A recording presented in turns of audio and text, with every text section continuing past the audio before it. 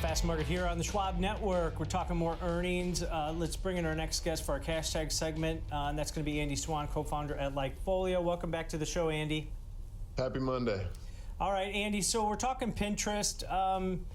What kind of data do you have on the stock? Because it's been relatively contained as far as moves in the shares so far this year, but it seems like a lot of these companies that require advertising dollars, it's a hit or miss at this point, right? Yeah, it really is. We've seen Pinterest get hit pretty good from a stock perspective over the last 3 months. I think last quarter they really came out and surprised Wall Street on the expenses line, which is not where you want things to be a surprise for Wall Street. And so, the stock's trended a little lower since then.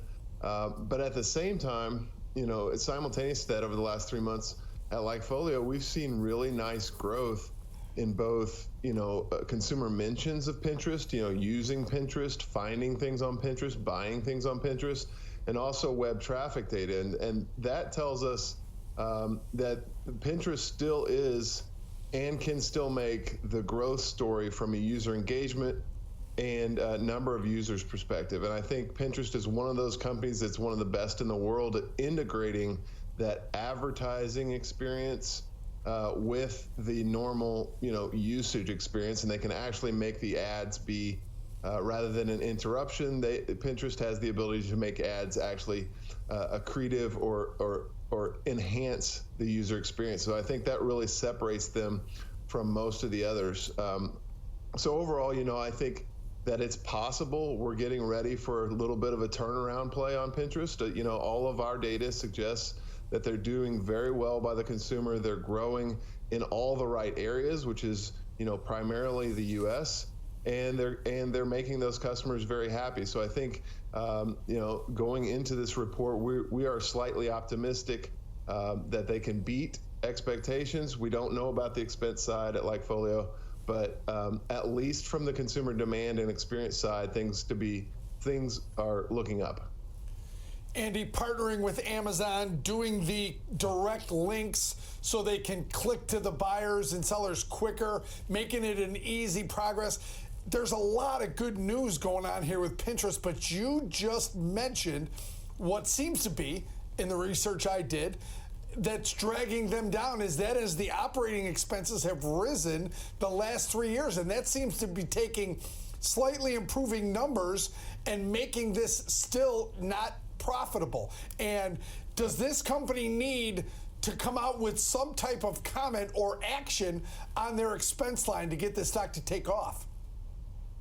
Yeah, I would expect if I were the CEO or CFO of a company and, my stock took a significant hit and all the headlines were about the expenses, moving out of control, that I might at least address that in, the next earnings call. I think they probably will.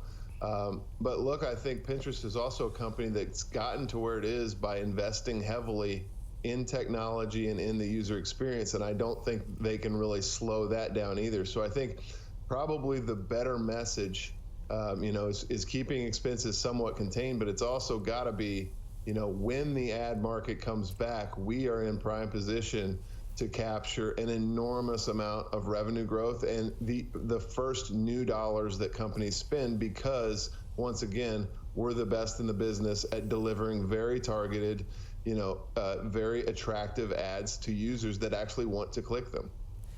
Yeah, Andy, when you look at companies like this that rely on the ad dollars, I saw your consumer happiness levels up there with Etsy, far above Meta and Snap at this point, but it's all about the average revenue per user. Even though Pinterest didn't rely so much on advertising previously, now that they've got the collaboration with Amazon, the easy click-through, is this at one of those bright spots for this stock moving into this earnings report where they can give maybe some guidance on how that partnership is helping them and, what type of happiness level or consumers returning, getting that ARPU up to where they want it?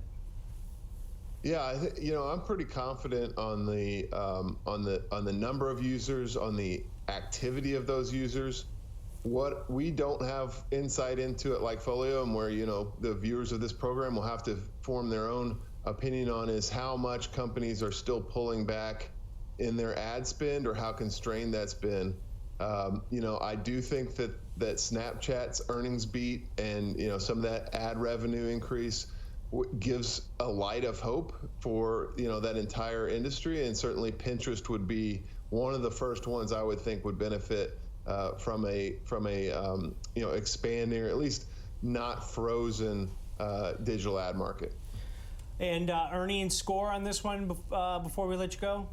Yeah, we're slightly bullish, plus 23. I think they could surprise. I would certainly lean to the upside. Liked it better a few days ago, but here we are.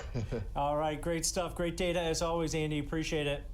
Thank you. That's Andy Swan, co-founder at LikeFolio, breaking down the data for us on Pinterest. Kevin, the option market's pricing in about a plus or minus 10% move.